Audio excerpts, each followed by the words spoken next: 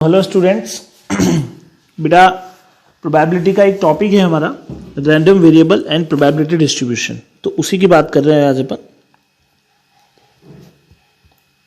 Random variable और उसी के साथ में है हमारे पास में अटैच्ड टॉपिक है बिल्कुल प्रोबेबिलिटी डिस्ट्रीब्यूशन।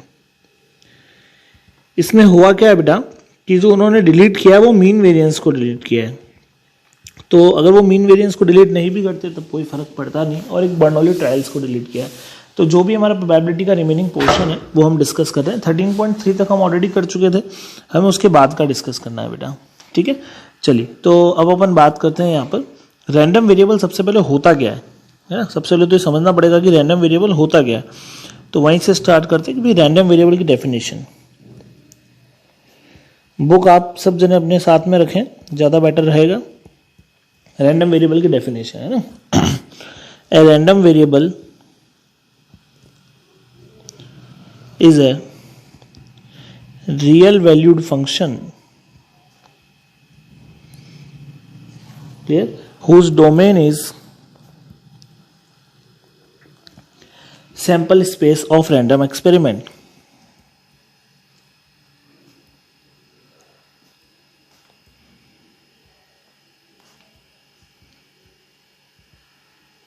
क्या होता है बेटा रैंडम वेरिएबल? एक रियल वैल्यूड फंक्शन है जिसकी डोमेन मतलब जिसके काम में आने वाली जो चीजें हैं वो हमारी कौन है, उसकी जो डोमेन है वो हमारी कौन है यहाँ पर बेटा, sample space of any experiment. ठीक है, जो भी एक्सपेरिमेंट होगा हमारा रैंडम एक्सपेरिमेंट। तो इसको मैं आपको एग्जांपल से समझाने की कोशिश करता हूँ। For example tossing of two heads, tossing of two coins. अपन ने क्या किया बेटा, दो कॉइन्स को टॉस किया। अगर अपन किसी भी दो कॉइन्स को टॉस कर रहे हैं तो अपन को पता है सैंपल स्पेस में क्या आने वाला है, बोथ हेड, एक हेड एक टेल, एक टेल एक हेड, या फिर दोनों टेल। क्लियर। तो अब अपन क्या देख रहे हैं कि अब हम यहां पर कि कोई भी आपको पहले एक डिनोट करना पड़ेगा। ठीक है, जैसे आप x जो है आपका रैंडम वेरिएबल, वो आप किस चीज को लेना चाह रहे हो। जैसे मैंने x को लिया नंबर ऑफ हेड्स, मान लो भी कि मेरा जो रैंडम वेरिएबल है यहाँ किसको डिनोट कर रहा है, नंबर ऑफ हेड्स को डिनोट कर रहा है। तो x क्या क्या वैल्यूज ले सकता है, नंबर ऑफ हेड्स 2 है, 1 है, या फिर 0 है। जो यहाँ पर जो पॉसिबिलिटीज है उसमें 2, 1 और 0, 3 तरह की पॉसिबिलिटीज यहाँ पर है। आप कुछ भी ले सकते हो। नंबर ऑफ हेड्स की जगह आप x को आप कोई और नाम अगर यहाँ पर देना चाहो, नंबर ऑफ टेल्स दे सकते हो। ठीक है ना, या अगर अपन और किसी, क्योंकि जो रैंडम वेरिएबल होता है बेसिकली किस में आता है, डिजिट्स में आता है। ठीक है, तो ये अपन को ध्यान रखना है। क्लियर, समझ में आ गई मेरी बात। तो ये हमारा क्या है, रैंडम वेरिएबल का जो टॉपिक है वो ये रैंडम वेरिएबल है। क्या होता है, कोई भी सैंपल स्पेस दिया हुआ होगा, उसके साथ में अपन किसी चीज को एसोसिएट करेंगे, उसको एसोसिएट करके अपन क्या निकालेंगे, अपना रैंडम वेरिएबल x निकालेंगे। क्लियर। अब प्रोबेबिलिटी डिस्ट्रीब्यूशन क्या होता है, देखो अलग अलग नहीं, अपन दोनों को एक साथ समझेंगे। प्रोबेबिलिटी डिस्ट्रीब्यूशन ये होता है कि जैसे आपने यहाँ पर रैंडम वेरिएबल डिफाइन कर दिया 0, 1, 2, तो इसके लिए जो 0 का मतलब है उसकी प्रोबेबिलिटी लिख के, 1 का जो मतलब है उसकी प्रोबेबिलिटी लिख के, और 2 का जो मतलब है उसकी प्रोबेबिलिटी लिख के एक डिस्ट्रीब्यूशन टेबल बनाना। प्रोबेबिलिटी डिस्ट्रीब्यूशन टेबल बोलते हैं इसको। ठीक है, तो 0 का मतलब क्या है, number of head, 0 head. 0 head का फेवरेबल आउटकम कितना है, 1, तो प्रोबेबिलिटी कितनी हो गई, 1/4। 1 हेड का मतलब क्या है, ये दोनों चलेंगे, 2/4, और 2 का मतलब बोथ हेड भी एक ही बार आ रहा है, 1/4। समझ में आ गई मेरी बात। यहां पर एक खास चीज होती है बेटा कि जो समेशन होता है इस प्रोबेबिलिटीज का, ये हमेशा किसके इक्वल आएगा, 1 के। इस पे बेस्ड आपको एक नंबर का एमसीक्यू जरूर मिल सकता है, ध्यान रखिएगा। इन सबका जो समेशन है वो हमेशा कितना आएगा, 1 आएगा। इसी चीज को क्या बोलते हैं, डिस्ट्रीब्यूशन टेबल। अब इसी चीज से आगे क्या, मीन वेरिएंस भी निकालते हैं। तो अगर कोई क्वेश्चन में सपोज करिए कि आपसे पूछा है कि find the mean, find the variance, लेकिन वो क्वेश्चन आप कट मत करिएगा, उस क्वेश्चन को कम से कम डिस्ट्रीब्यूशन टेबल तक तो करो। आप मीन वेरिएंस मत निकालो, अपन डिस्कस भी नहीं कर रहे मीन वेरिएंस निकालना कैसे, लेकिन आप कम से कम प्रोबेबिलिटी डिस्ट्रीब्यूशन टेबल निकालना तो सीखो कि आप प्रोबेबिलिटी डिस्ट्रीब्यूशन टेबल कैसे क्या निकालोगे ना, ये चीज तो कम से कम अपन को सीखनी चाहिए। ठीक है, तो चलिए अपन आ जाते हैं इसी चीज के ऊपर। अभी अपन बात करेंगे एक्सरसाइज की। क्लियर, कि यहाँ पर एक्सरसाइज 13.4 बुक आपके सबके पास में होनी चाहिए, जैसा मैंने कहा। State whether the following are the probability distribution of random variable or not. Check करना है बेटा इनमें से कोई भी जो है हमारे रैंडम वेरिएबल की प्रोबेबिलिटीज डिस्ट्रीब्यूशन टेबल ये जो है सही है या नहीं है। फर्स्ट वाली अगर अपन देखें, आपको दो ही चीजों पे फोकस करना है, सारी प्रोबेबिलिटीज का सम 1 होना चाहिए, और बाकी जो प्रोबेबिलिटी के बारे में है कि प्रोबेबिलिटी 1 से बड़ी नहीं हो सकती है, प्रोबेबिलिटी नेगेटिव नहीं हो सकती है, ठीक है। तो फर्स्ट वाला जैसे आप देख पा रहे हैं, मेरे हिसाब से कोई दिक्कत वाली बात नहीं है, सारी प्रोबेबिलिटीज का जो सम है वो 1 बन रहा है, क्लियर, और यहाँ पर कोई भी नेगेटिव प्रोबेबिलिटी नहीं है। सेकंड वाले में आपको स्ट्रेट फॉरवर्ड दिख रहा है कि एक प्रोबेबिलिटी नेगेटिव है, तो ये नहीं हो सकता है। थर्ड वाले के अंदर आप देखें, अच्छा जब मैं प्रोबेबिलिटीज बोलता हूं तो ध्यान रखना सम किसका करना है, पीएक्स का। एक्स तो कौन है, रैंडम वेरिएबल, जो पॉजिटिव नेगेटिव कैसा भी हो सकता है ना, उससे फर्क नहीं पड़ता है। नेगेटिव कैसे हो सकता है वो भी आपको मैं क्वेश्चंस आएंगे जब मैं आपको बताऊंगा कि नेगेटिव कैसे हो सकता है। थर्ड, आप देखिए प्रोबेबिलिटीज का सम 0.6, 0.1, 0.2, 0.9 ही हो रहा है, टोटल नहीं हुआ है सम 9, मतलब नहीं, ये भी हमारा रैंडम वेरिएबल नहीं है। और अगर अपन फोर्थ वाले की बात करें तो ये हमारा 1 से ऊपर जा रहा है, तो ये भी हमारा नहीं है, सिर्फ एक ही है यहाँ पर फर्स्ट वाला, बाकी कोई भी नहीं है, ठीक है। चलिए सेकंड क्वेश्चन, क्या क्वेश्चन है बेटा, earn contains 5 red and 2 black balls, ठीक है। एक अर्न के अंदर क्या है, 5 रेड एंड 2 ब्लैक बॉल्स है। 2 balls are randomly drawn, 2 ball अपन ने निकाली। Let X represent number of black balls, तो एक्स क्या रिप्रेजेंट कर रहा है यहाँ पर, number of black balls, clear. What are the possible values of X, X की पॉसिबल वैल्यूज क्या क्या हो सकती है। देखो जब आपने टोटल 7 बॉल्स है, आप 2 बॉल निकाल रहे हो, तो क्या हो सकता है, नंबर ऑफ ब्लैक बॉल को डिनोट कर रहा है ना। तो क्या होगा बेटा कि मान लो आपने 2 बॉल निकाली, दोनों की दोनों ब्लैक आ गई, तो एक तो हो गई, दोनों की दोनों ब्लैक हो गई। एक ये होगा कि यहाँ पर मान लो एक ब्लैक आई और एक रेड आई है ना, तो एक ब्लैक और एक रेड आ सकती है, तो वहां पर नंबर ऑफ ब्लैक बॉल 1, या दोनों रेड आ गई तो 0। ये हमारे हो गए एक्स की possible values number of black balls के हिसाब से, ठीक है। 2 बॉल्स ही ड्रॉ करी, 2 से ज़्यादा पे अपन जा नहीं सकते। अभी बोल रहा है कि क्या ये रैंडम वेरिएबल है, तो आपको वो चेक करने के लिए प्रोबेबिलिटीज का सम चेक करना पड़ेगा, 1 आ रहा है या नहीं आ रहा है। तो जैसे यहाँ पर मैं डिस्ट्रीब्यूशन टेबल बनाऊं, ये अपना एक्स, ये अपना पी एक्स, 0, 1, 2, ठीक है। थोड़ी बड़ी चाहिए कि टेबल वैसे तो, क्योंकि यहाँ पर चलो कोई दिक्कत नहीं है। x0 मतलब कोई भी ब्लैक बॉल नहीं है, दोनों बॉल जो है वो कैसी बॉल है, रेड आई। टोटल कितनी 7 बॉल्स है, 7 में से 5 रेड है, तो आंसर हो जाना चाहिए 5c2 डिवाइड बाय 7c2, ठीक बात है ना, तभी पॉसिबल है, क्लियर। एक रेड और एक ब्लैक, एक रेड और एक black, 5c1 multiplied by 2c1 divide by 7c2, और इसको भी वापस किससे मल्टीप्लाई करना पड़ेगा, 2 से मल्टीप्लाई करना पड़ेगा। क्यों करना पड़ेगा इस चीज को समझें। ऐसा हो सकता है कि पहले रेड आई बाद में ब्लैक आई, ऐसा हो सकता है बाद में ब्लैक आई पहले रेड आई, तो दोनों केस कंसीडर करने पड़ेंगे, लेकिन दोनों की प्रोबेबिलिटी सेम आएगी। कैसे सेम आएगी, पहले रेड आ गई 5/7, फिर अगर मान लो कि अपने पास में ब्लैक आ गई, ठीक है ना, 5/7 मत करो इसको, टोटल आउटकम के हिसाब से चलने दो, 7c2 5 मल्टीप्लाइड बाय 2। क्यों, क्योंकि 5 रेड बॉल 2 ब्लैक बॉल, जरूरी नहीं है पहले 2 5 7c2, तो एलसीएम ले जाए 7c2 और ये वाली चीज बन जाएगी, तो ये चीज डबल हो रही है, सेम टू सेम। इसलिए मैंने कहा कि आप इसके आगे क्या लगा देंगे, ट्वाइस लगा देंगे। तो ये इसको बस सॉल्व बाद में करेंगे, इनका टेबल शायद छोटी पड़ सकती है। दोनों की दोनों हमारी कैसे आ गई बेटा, ब्लैक बॉल आ गई, दोनों की दोनों ब्लैक बॉल आ गई, तो that will be 2c2 divide by 7c2, दोनों की दोनों ब्लैक आ रही है, कोई दिक्कत वाली बात ही नहीं है। पहली भी ब्लैक है, दूसरी भी ब्लैक आ गई, क्लियर। अब अपन को इन सब का सम देखना पड़ेगा, इन सब का जो सम है वो हमारा क्या आना चाहिए, 1 आना चाहिए। तो ये हमारा रैंडम वेरिएबल होगा, बाकी हमारा रैंडम वेरिएबल नहीं होगा। समझ में आ गई मेरी बात, ठीक है। तो ये है बेटा यहाँ पर अपना रैंडम वेरिएबल का कंसेप्ट, क्लियर। अब आ जाते हैं अपन क्वेश्चन नंबर 3 पे। क्या बोल रहा है क्वेश्चन नंबर 3 में, let X represent the difference of number of heads and number of tails obtained when a coin is tossed 6 times। Coin को कितनी बार टॉस किया बेटा, 6 टाइम्स।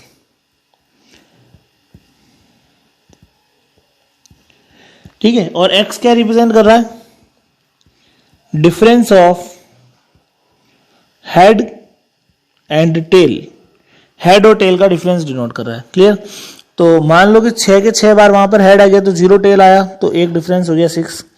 मान लो कि 5 बार हेड आया, देखो क्या क्या पॉसिबिलिटीज क्या क्या हो सकती है, हमें अरेंज कौन से नंबर पे कौन है उससे मतलब नहीं। 6 head of course 0 tail, 5 head 1 tail, 4 head 2 tail, 3 head 3 tail, 2 head 4 tail, 1 head 5 tail, 0 head 6 tail. क्या इसके अलावा कुछ और पॉसिबिलिटी बनेगी क्या, क्योंकि हमें सिर्फ डिफरेंस से मतलब है। तो इन दोनों का डिफरेंस 6, 4 2 0। इसके बाद क्या होगा कि देखो यहाँ पर अपन जिस डिफरेंस की बात कर रहे हैं वो हेड और टेल के डिफरेंस की बात कर रहे हैं, तो यहाँ आपका जो है वो x ही रहेगा। इवन अगर आप यहाँ पर नेगेटिव वाली भी लिखते हो तो आपको एग्जामिनर गलत नहीं करेगा, -2 -4 -6 भी चलेगा, लेकिन यहाँ पर स्पेसिफाइड नहीं है किसको पहले लेना है किसको बाद में लेना है, इसलिए आप जो है मॉडुलस के साथ में चले और आप सिर्फ पॉजिटिव नंबर्स को आंसर रखें। फिर बोल रहा हूँ अगर आपने रख भी लिया नेगेटिव वालों को तो इससे फर्क नहीं पड़ेगा बेटा, एक्सेप्टेड है, ठीक है। क्वेश्चन नंबर 4, अब यहाँ से हमारे डिस्ट्रीब्यूशन टेबल का भी स्टार्ट होता है काम। Find the probability distribution of, इस बार प्रोबेबिलिटी डिस्ट्रीब्यूशन टेबल भी बनानी है बिल्कुल। Number of heads in the 2 tosses of a coin, ये मैंने अभी बनाई दी थी। इवेंट क्या है, 2 कॉइन्स को टॉस करना है तो सैंपल स्पेस बना लीजिए, head head, head tail, tail head, tail tail. Probability distribution table किस पे बनानी है, नंबर ऑफ हेड्स पे। तो x can take values 0 head, 1 head, 2 head, ठीक है। अब आपको सिर्फ एक टेबल बनानी है। अगर कोई क्वेश्चन इस तरह का बड़ा है जहां पर आपको प्रोबेबिलिटीज निकालने में थोड़ी दिक्कत हो रही हो तो फिर आप वहां पर आप प्रॉपर तरीके से उसको पहले निकाल सकते हैं। जैसे अभी 0 हेड का मतलब है दोनों टेल आएंगे एक ही बार होता है, 1 हेड 2 बार होता है, और यहाँ पर 2 हेड 1 बार होता है, बस तीनों का सम बन रहेगा, कोई दिक्कत वाली बात ही नहीं है, ठीक है। सेकंड वाला वही करना है, नंबर ऑफ टेल्स, लेकिन इस बार क्या है 3 कॉइन टॉस कर दिए, तो 3 कॉइन टॉस कर दिए, सैंपल स्पेस थोड़ा बन जाएगा।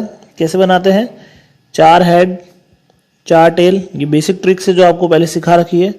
2 head 2 tail, 1 head 1 tail, 1 head 1 tail, ठीक है। तो यहां पर बेटा ये अपन ने बना लिया। अब यहां पर हम क्या करें, क्या बोल रहा है, नंबर ऑफ टेल्स पे बनाना है ना, तो x की values number of tails 0 tail, 1 tail, 2 tail, 3 tail, इसके अलावा और कुछ पॉसिबल हो तो सोच लो, यही ले सकती है x की वैल्यूज, ठीक है। यहां भी अपन को कोई दिक्कत वाली बात नहीं है, बहुत इजीली टेबल बना देंगे। 0 1 2 3,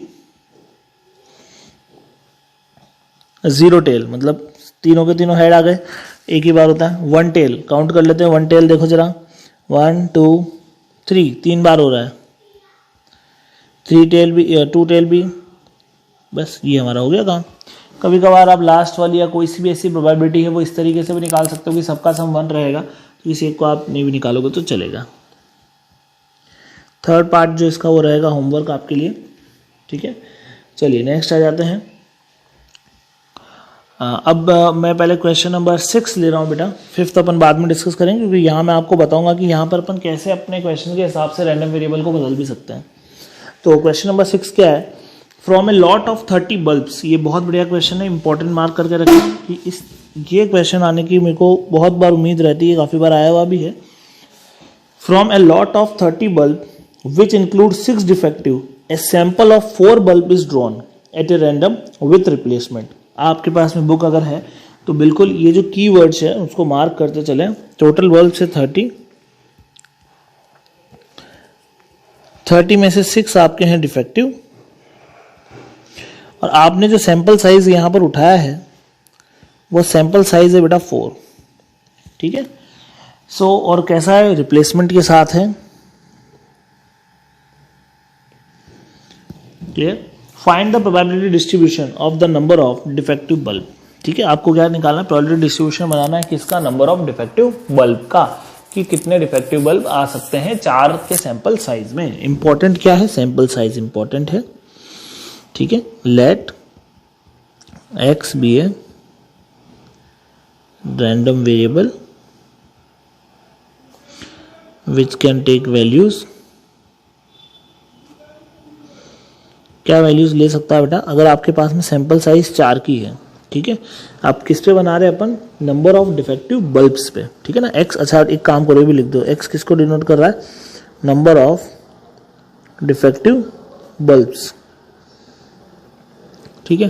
तो क्या हो सकता है, 0 defective bulb, 1 defective bulb, 2 defective bulb, 3 defective bulb, या चारों के चारों कैसे आ जाए, डिफेक्टिव आ जाए। तो ये x की पॉसिबल वैल्यूज है, एक चीज और, अगर यहाँ पर सपोज करिए कि 30 में से मान लो सिर्फ 3 ही डिफेक्टिव बल्ब होते, फिर चाहे आपकी सैंपल साइज 4 होती तो भी आप 3 से आगे नहीं बढ़ सकते, क्योंकि आपके 3 से ज़्यादा डिफेक्टिव बल्ब है ही नहीं, तो निकालोगे कहाँ से। या यहाँ पर मान लीजिए कि डिफेक्टिव बल्ब 2 ही होता है, तो हमारा जो x है वो 2 पे ही रुक जाता। तो यहाँ थोड़ा सा, इसलिए मैंने कहा कि इन कीवर्ड्स को पकड़ लीजिए। कोई अगर क्वेश्चन घुमा भी दे ना तो आपको ध्यान रहना चाहिए, ऐसे नहीं है कि भाई जितनी सैंपल साइज है वहाँ तक अपन को जाना है, ऐसा कुछ नहीं होता है, ठीक है। अब यहाँ पर मैं प्रोबेबिलिटीज अलग से निकाल रहा हूँ, फिर आप डिस्ट्रीब्यूशन टेबल में आप जमा देना। सबसे पहले अपन निकाले प्रोबेबिलिटी ऑफ x0। x0 का मतलब है कि आपके पास कोई भी डिफेक्टिव बल्ब नहीं आया है, जो 4 बल्ब आपने निकाले हैं वो चारों के चारों बल्ब कैसे आए हैं बेटा, अच्छे बल्ब आए हैं ना। x0 का मतलब probability of good good good and again good, clear. Probability of good bulb 24/30, that will be 6 से काटा इसको 4/5, and probability of defective bulb will be 6/30, that will be 1/5। चारों गुड बल्ब है तो ये पहला, दूसरा, तीसरा, चौथा। अब मेरा एक सजेशन रहेगा यहाँ पर कि आप इस तरीके से जांच रहे हैं, कोई दिक्कत वाली बात नहीं है, लेकिन यहाँ पर कोई प्रॉब्लम नहीं है, ये ठीक है, ये आपने निकाल लिया अभी। लेकिन अभी आप जब अपना सेकंड वाला करेंगे ना तो यहाँ पर थोड़ा सा दिमाग लगाना है। क्या दिमाग लगाना है, देखो probability of x is equals to 1, इसका मतलब क्या है, एक डिफेक्टिव बल्ब है, बाकी के 3 बल्ब कैसे हैं, अच्छे बल्ब है, ध्यान रखना है ना। तो यहाँ पर क्या होता है कि यहाँ पर आपके कॉम्बिनेशंस भी बनना स्टार्ट हो जाते हैं कि भाई जो एक डिफेक्टिव बल्ब आया कौन से नंबर पे आया है। मान लो भाई पहले नंबर पे आया, फिर 3 अच्छे आ गए, या पहले 1 अच्छा आया, फिर डिफेक्टिव, फिर 2 अच्छे आ गए, पहले 2 अच्छे आए, तो ये वाली चीज हो जाती है ना। तो इस चीज को अपन ऐसे 4 बार लिख के ऐड करेंगे तो बहुत ज्यादा लेंथी हो जाएगा, तो 4 बार लिख के ऐड नहीं करेंगे अपन अपना दिमाग लगाएंगे। यहाँ पर क्या करेंगे, कॉम्बिनेशंस का काम लेंगे। कैसे काम लेंगे, 4 में से एक बल्ब डिफेक्टिव आना चाहिए 4C1, डिफेक्टिव आने की प्रोबेबिलिटी 1/5, और 3 अच्छे आने चाहिए 4/5 4/5 4/5। तो इसने 4C1 का मतलब 4, मैंने अभी 4 केस बना के बताए थे, हो गया सेट। ये भी तुम्हारा अल्टीमेटली सॉल्व करने के बाद यही हो रहा है, 4C1 मतलब 4 हो जाएगा, ठीक है। समझ में आई मेरी बात। ऐसे जो x इक्वल्स टू 2 देखो, x इक्वल्स टू 2 का मतलब 2 डिफेक्टिव है, ठीक है। तो 4 में से कोई से भी 2 डिफेक्टिव है, 4 में से कोई से भी 2 डिफेक्टिव है तो 4C2। अगर आप इसको बनाओगे ना तो 6 आउटकम बनेंगे, और 4C2 को सॉल्व करोगे तब भी 6 आएगा। तो 4 में से कोई से भी 2 डिफेक्टिव, फिर 2 बार डिफेक्टिव और 2 बार गुड। अब किसी के मन में ये डाउट आ रहा होगा अभी कि सर आपने 2 डिफेक्टिव तो ले लिया, 2 गुड तो लिए नहीं। तो बेटा आपको ऑटोमेटिकली ये बात समझ में आनी चाहिए कि अगर 2 बल्ब डिफेक्टिव है तो 2 गुड है, तो जब मैं 2 डिफेक्टिव को जमा रहा हूं तो उसके साथ में ऑटोमेटिकली 2 गुड भी जम रहे हैं। आप जरूरी नहीं डिफेक्टिव लो। अगर कोई ये सोचा कि सर मैं तो गुड के हिसाब से चलूंगा, गुड के हिसाब से चल लो। प्रोबेबिलिटी ऑफ x1 में एक डिफेक्टिव था, सर मैं 3 गुड करूंगा, तो यहाँ 4C3 कर देना।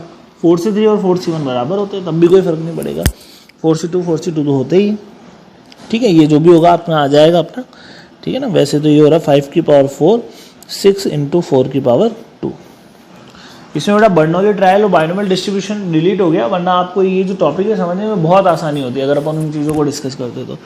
प्रोबेबिलिटी ऑफ x3 का मतलब क्या हो जाएगा, 3 बल्ब है डिफेक्टिव, ये 3 बार डिफेक्टिव, और एक बल्ब यहाँ पर कैसा है अपना बढ़िया वाला है, ये एक बल्ब अपना बढ़िया वाला हो गया, ठीक है। That will be in probability of x4, चारों के चारों ही डिफेक्टिव है, चारों के चारों डिफेक्टिव है तो जमाने की कोई जरूरत ही नहीं है। 4C4 होता भी कितना है 1। इसीलिए मैंने ये बोला था कि यहाँ पर आप थोड़ा सा ध्यान रखना, अगर आप चाहते तो इसके साथ में 4C0 भी लगा सकते हो। 4C0 का मतलब 4 में से कोई भी डिफेक्टिव नहीं है, चारों के चारों बल्ब कैसे निकले हैं, गुड निकले हैं। 4C4 का मतलब चारों के चारों कैसे हो गए भैया, डिफेक्टिव हो गए। ये चारों के चारों मैंने कैसे ले लिए बेटा, डिफेक्टिव। 4C4 1 ही होता है, क्लियर। अब अपन को इनको सबको एक डिस्ट्रीब्यूशन टेबल में जमा के रख देना है, ठीक है। समझ में आ गई बात। चलिए question number 7th। A coin is biased so that the head is 3 times as likely to occur as tail. Probability of head is 3 times the probability of tail. ठीक है भैया, हेड और टेल दोनों को मिला के तो 1 ही होना चाहिए, क्लियर। यहाँ रख दो 3 times probability of tail plus probability of tail is equals to 1. So probability of tail will be 1/4. So I can say that the probability of head will be 3/4. तो अपन ने टेल की प्रोबेबिलिटी निकाल ली, अपन ने head की probability भी निकाल ली। अब अपन को क्या करना है बेटा, अब अपन को ये क्वेश्चन के देखो डिस्ट्रीब्यूशन टेबल बनाने की बोल रहा है। थोड़ा सा दिमाग लगा के डिस्ट्रीब्यूशन टेबल बनाएंगे यहाँ पर, ठीक है ना। किस तरीके से बनेगी डिस्ट्रीब्यूशन टेबल, थोड़ा सा ध्यान से देखें। यहाँ पर जो हमारा इवेंट है ना वो बायस्ड है। सबसे इंपॉर्टेंट चीज क्या है कि जो अपना इवेंट है बेटा वो यहाँ पर कैसा है, अपना बायस्ड इवेंट है। तो अपन को उस चीज को थोड़ा सा दिमाग में रखते हुए बनानी टेबल। अपना क्या है, coin is biased, clear. If the coin is toss twice, coin को टॉस कितनी बार किया, 2 बार। कॉइन को अगर 2 बार टॉस करेंगे तो सैंपल स्पेस तो दिमाग में बिल्कुल क्लियर है, head head, head tail, tail head, tail tail, ठीक है। Find the probability distribution of number of tails. Let x be a random variable. ये लैंग्वेज भी आप लिखेंगे तो ठीक रहेगा थोड़ा। डिनोटिंग नंबर ऑफ टेल्स, ठीक है। तो x कैन टेक वैल्यूज 0, 1, 2। और थोड़ा सा दिमाग भी लगाना है यहाँ पर, इसलिए अलग से बना रहा हूं। Probability of x is equals to 0, मतलब कोई टेल नहीं आया, दोनों हेड आए, दोनों हेड। एक बार हेड आने की पहले कितनी होती थी, 1/2। अभी कितनी है एक बार हेड आने की, 3/4। तो प्रोबेबिलिटी ऑफ 0 टेल या प्रोबेबिलिटी ऑफ बोथ हेड क्या हो जाएगी भैया, 3/4 multiplied by 3/4, 9/16। x is equals to 1, मतलब एक टेल। तो एक टेल वाले तो 2 केस है। क्या मतलब हो गया बेटा, पहले हेड फिर टेल, या पहले टेल फिर हेड। यहां पर भी कोई जरूरी नहीं है कि आप इसको इस तरह से लिखें। आप चाहें तो आप बिल्कुल वही जो सेम चीज आप करना चाहें तो कर सकते हैं। ध्यान रखिएगा आगे 2C1 लगा दें तो भी सेट हो जाएगा, है ना। तब भी आप कर सकते हैं कि भाई 2 अलग अलग केस में ना निकाल के आपने नॉर्मली निकाल लिया। x2 probability of both tell, ठीक है। सबका सम दिख रहा है अपन को, 16 आने वाला है, कोई दिक्कत वाली बात नहीं है। Question number 8, a random variable x has the following probability distribution. Table आपके सामने बनी हुई है, पहले आपको k निकालना है। ये जो आपका बेटा क्वेश्चन 8 और क्वेश्चन 9 है ना, ये बड़ा ही इंपॉर्टेंट है, ध्यान रखिएगा। इसको आप मार्क करके रखें, क्योंकि ये जो क्वेश्चन यहां पर है, क्वेश्चन 8 एंड क्वेश्चन नंबर 9, तो यहां से आपको क्या है ना कि आपको एक यहां से आपको 1 मार्क्स का क्वेश्चन भी मिल सकता है। तो सबसे पहले तो आपको पता होना चाहिए कि आप k की वैल्यू कैसे निकालेंगे। समेशन ऑफ px, प्रोबेबिलिटी का सम हमेशा किसके इक्वल होगा, 1 के। तो 0 plus k plus 2k plus 2k plus 3k plus k square plus 2k square plus 7k square plus k is equals to 1। Okay, कितना हो जाएगा, 10k square, 3, 2, 5, 7, 8, 9। Okay, so quadratic है, स्प्लिटिंग इजी गोइंग है, कोई दिक्कत वाली बात ही नहीं है। यहाँ पर स्क्वायर एडिशनल लग गया बेटा। 10k कॉमन, माइनस कॉमन,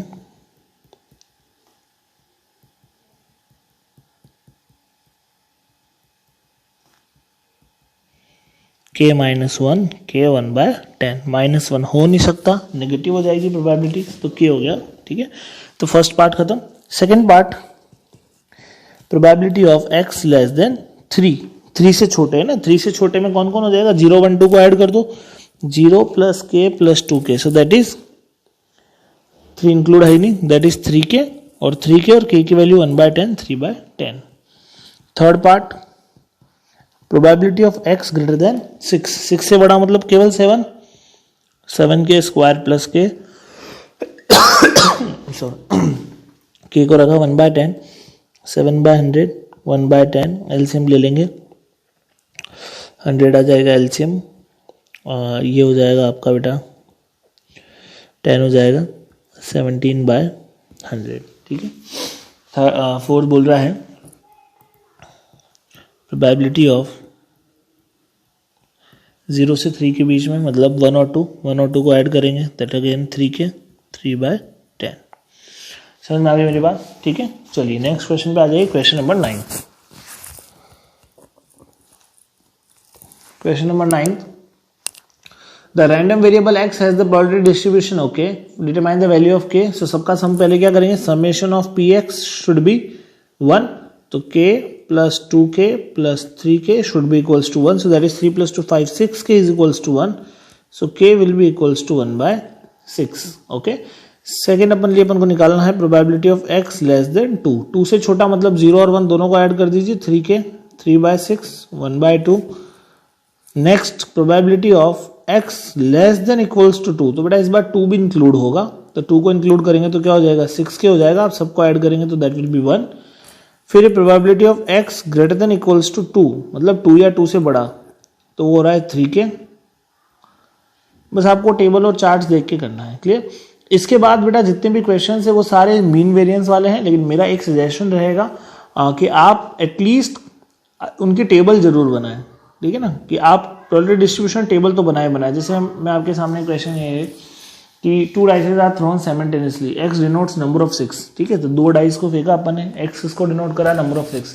जब हम 2 डाइस को फेंकते हैं तो टोटल आउटकम्स बनते हैं 36। नंबर ऑफ 6 क्या आ सकते हैं, किसी भी डाई पे 6 नहीं आया, एक डाई पे 6 आया, दोनों डाई पे 6 आया, तो इसकी एक डिस्ट्रीब्यूशन टेबल बना लें, ठीक है।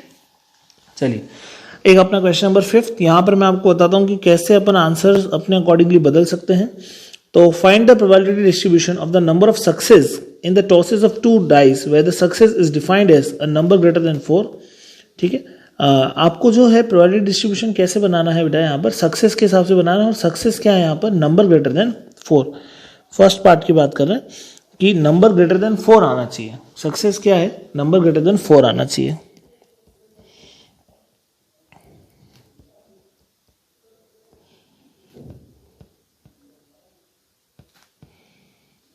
ठीक है, तो अब यहां पर जैसे मैंने नाम दिया अपने हिसाब से x इज इक्वल्स टू 0, 0 का मतलब हो गया नंबर लेस देन और equal to 4 on both die. दोनों डाई पे जो नंबर आ रहा है वो 4 या 4 से छोटा है। 1 का मतलब हो जाएगा नंबर लेस देन 4 और इक्वल टू भी करते हैं इसके साथ में, लेस देन और equal to 4 on 1 die and greater than 4 on both die, ठीक है। तो एक डाई पे greater than 4 on second die, एक डाई पर 4 से छोटा, दूसरे पे 4 से बड़ा, x is equals to 2 number greater than 4 on both die, दोनों डाई पे क्या है 4 से बड़ा है, clear. x is equals to 0, दोनों डाई पे 4 या 4 से छोटा है ना, तो टोटल आउटकम्स तो कितने हो गए बेटा 36। आज काउंटिंग किस किस की होगी, 1 1 से लेकर 1 4 तक, 2 1 से लेकर 2 4 तक, ठीक है, 3 1 से लेकर 3 4 तक, और 4 1 से लेकर 4 4 तक, ठीक है। दोनों डाइस का ध्यान रखते हुए 5 1 भी आएगा, 5 2 भी आएगा, 5 3 भी ये नहीं आ सकते क्योंकि अपन को दोनों डाइस का ध्यान रखना है, ठीक है, बिल्कुल ये नहीं आएंगे। तो ये कितने हो गए हमारे पास में 4 4 4 4 4 कितने हो गए 16, ठीक है ना, कि दोनों डाइस के ऊपर 4 या 4 से छोटा है, नंबर 4 या 4 से छोटा है, किसी डाइस पे बड़ा नहीं आ रहा है, ठीक है। 1 का मतलब क्या हो जाएगा, एक डाई पे बड़ा है तो दूसरे पे छोटा है, ठीक है ना, तो एक डाई पे बड़ा दूसरे पे छोटा, 1 5 1 6 ये चलेगा, 2 5 2 6 ये भी चलेगा, 3 5 3 6 चलेगा, 4 5 एंड 4 6 ये भी चलेगा। एक डाई पे 4 या 4 से छोटा, दूसरे पे उससे बड़ा। अब आ जाओ इधर, 5 1 भी चलेगा, 5 2 भी चलेगा, 5 3 भी चलेगा, 5 4 भी चल जाएगा, फिर 6 1 6 2 6 3 6 4 कितना हो गया बेटा ये 2 4 6 8 4 एंड 4, तो अगेन कितना आ गया बेटा 16/36। x इज इक्वल्स टू 2, क्या मीनिंग हुआ, दोनों डाई पे हमने कैसा है बेटा 4 से बड़ा है दोनों डाइस पे, ठीक है, दोनों डाइस पे 4 से बड़ा है। इसका मतलब अब बच कौन रहे वैसे भी, अगर आप नी भी निकालो तो कितने बचे, 16 16 32, 4 ही बच रहे हैं ना। कौन से बच रहे हैं, 5 5 5 6 6 5 6 6, बस, तो 4/36।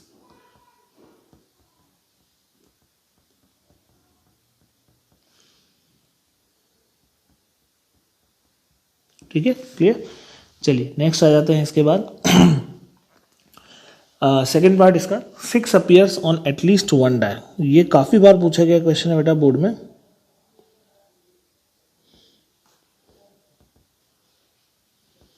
यहां पर भी आप रैंडम वेरिएबल जैसे क्या मानते हैं ना उस पर डिपेंड करता है। जैसे मान लो x is equals to 0, at least one die,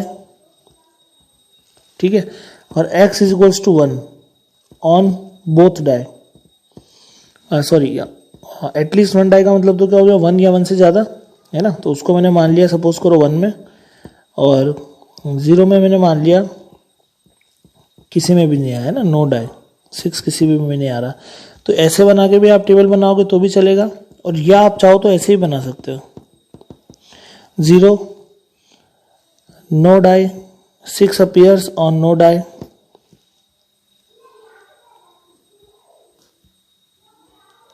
ठीक है, 1 6 appears on one die, and 2 6 appears on both die. दोनों डाई पर क्या आ रहा है, 6 आ रहा है। तो आपको जैसे सूटेबल हो, जैसे कंफर्टेबल हो ना, आप कर सकते हो। आपको दोनों ही आंसर, 6 एटलीस्ट वन डाई का मतलब क्या हो गया, 1 या 1 डाई, 1 या बोथ डाई, तो उसमें दोनों इंक्लूड हो गए, एक साथ इंक्लूड हो जाएंगे। आप दोनों ही बनाओ, दोनों ही सही है, दोनों से मीन वेरिएंस निकलते हैं, दोनों एक्सेप्टेबल है। तो यहाँ पर क्या डिपेंड करता है कि कभी कभी आप कैसे मान रहे हो, ठीक है। लेकिन ऐसे कभी नहीं करना है कि यहाँ पर जैसे x is equals to -1 6 appears और नो डाई, ये नहीं, ये पॉसिबल नहीं है कि नेगेटिव में कैसे जा सकता है वो, यहाँ पर तो नहीं जा सकता है ना।